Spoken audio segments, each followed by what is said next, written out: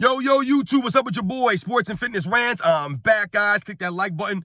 Subscribe to my channel. So, guys, I get asked a lot who I think the greatest basketball player of all time is. And if you guys follow my channel, you know clearly that I believe that Michael Jordan is the greatest basketball player of all time. However, for me, it's not about the numbers. It's not about the accolades. It's not about the championships, guys. When I was growing up, guys, I don't remember ever talking about how many scoring titles Michael Jordan had. I don't remember talking about how many total points he had scored, or how many assists he had, or how many steals he got.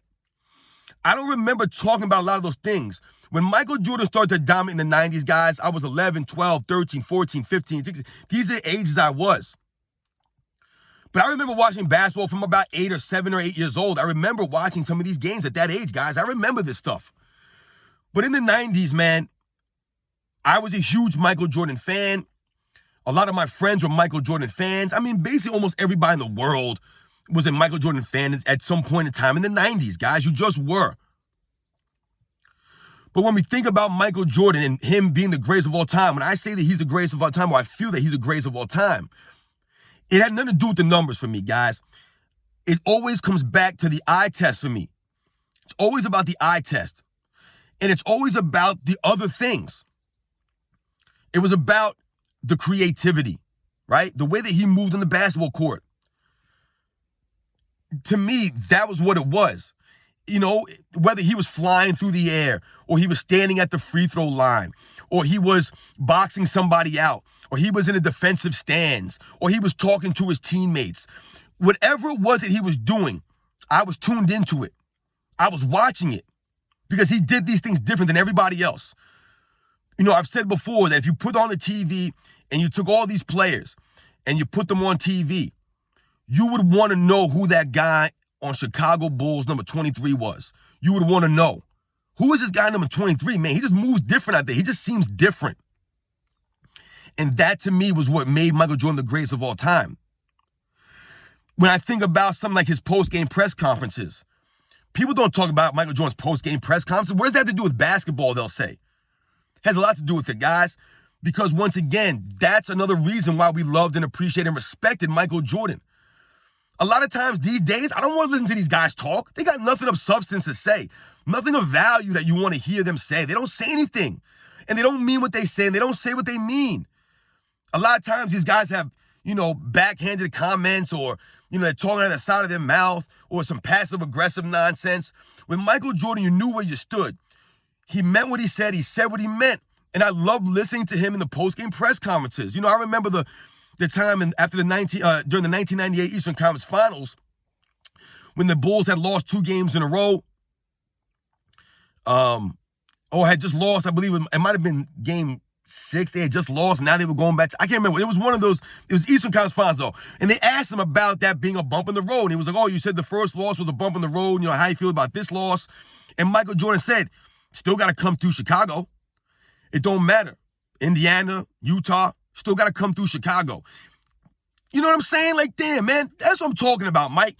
You know what I'm saying? He always said things the right way. He always said what he always knew what to say, when to say it, how to deliver it.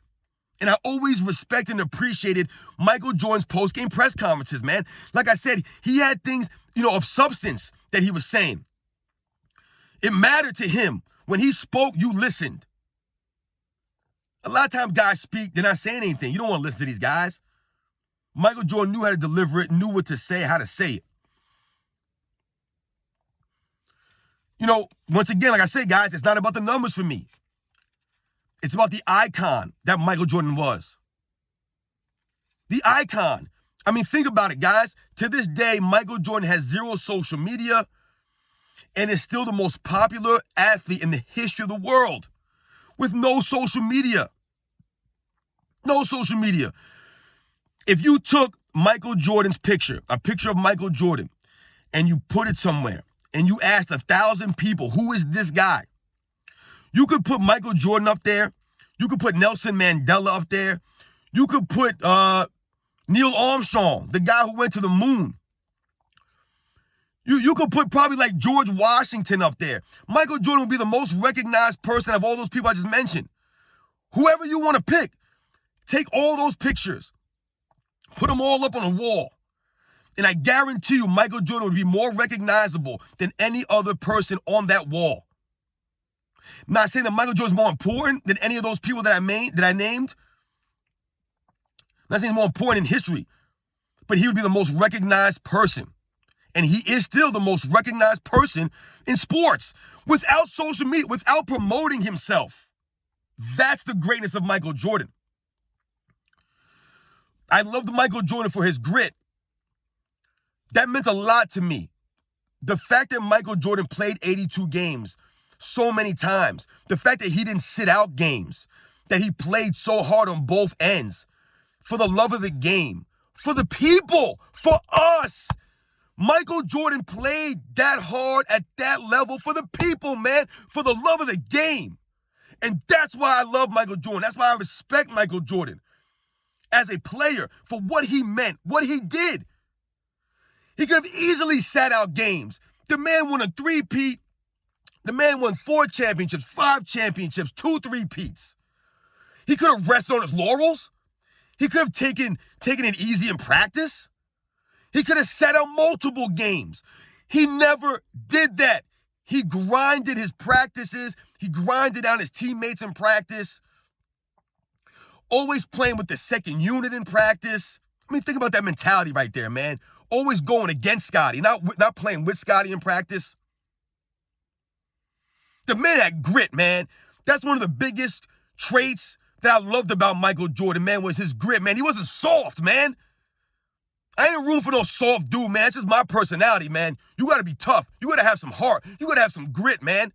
You got to scrape your knee and get up and keep going. And that's what Michael Jordan would do. He would get knocked down repeatedly. And he would get back up time again. He'd get right back up, right? They would beat this man down, jump on his back, trip him up, grab his shorts, pull on his neck, push him in midair, clothesline him in midair, do all these things these guys would do. The New York Knicks, the Detroit Pistons, the Celtics, all these teams, man, they would rough Michael Jordan up.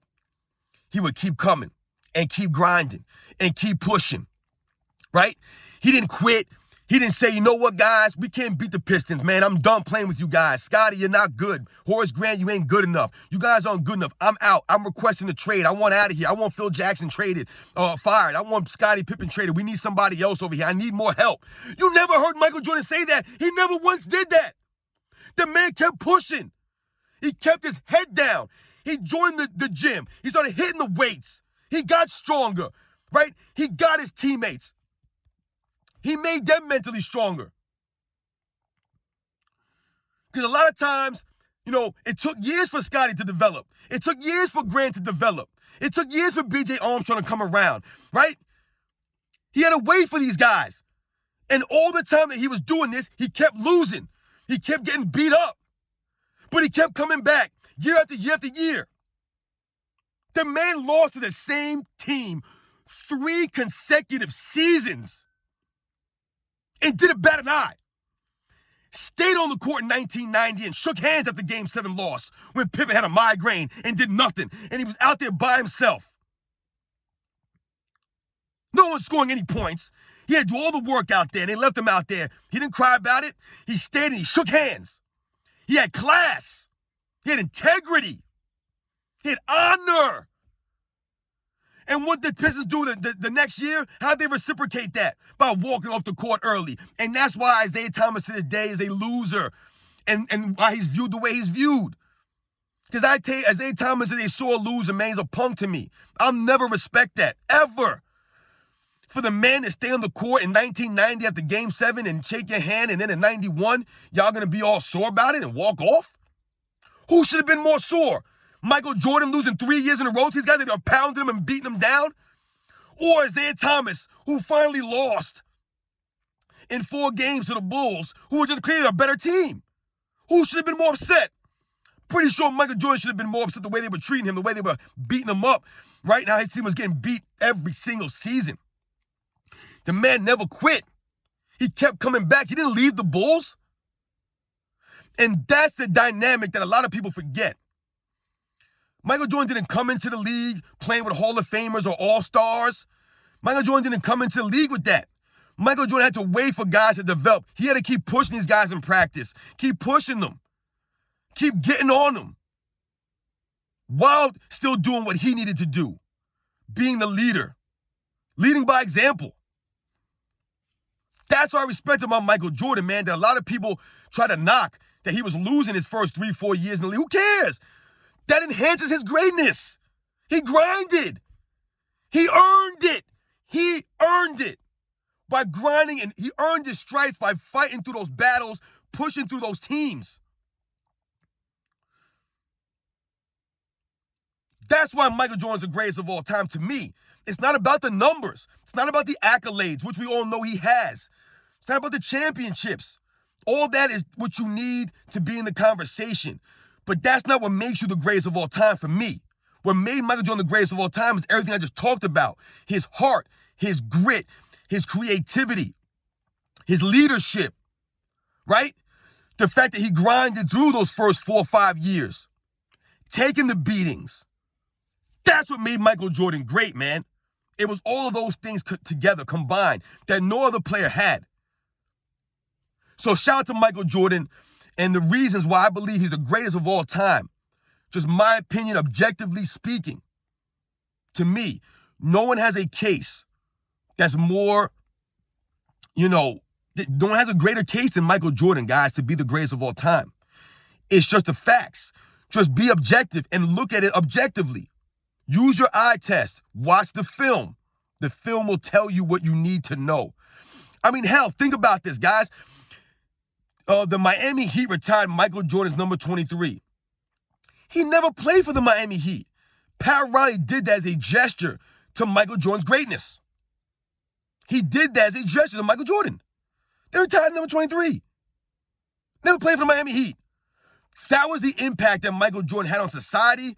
That was the impact that Michael Jordan had on the NBA and on all of us.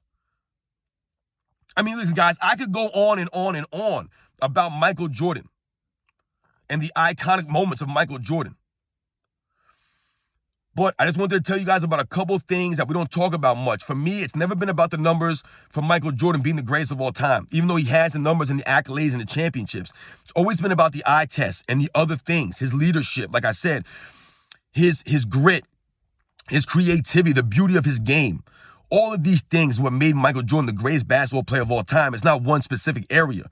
It's all these areas. I've even mentioned the post-game press conferences that he did and how he would speak.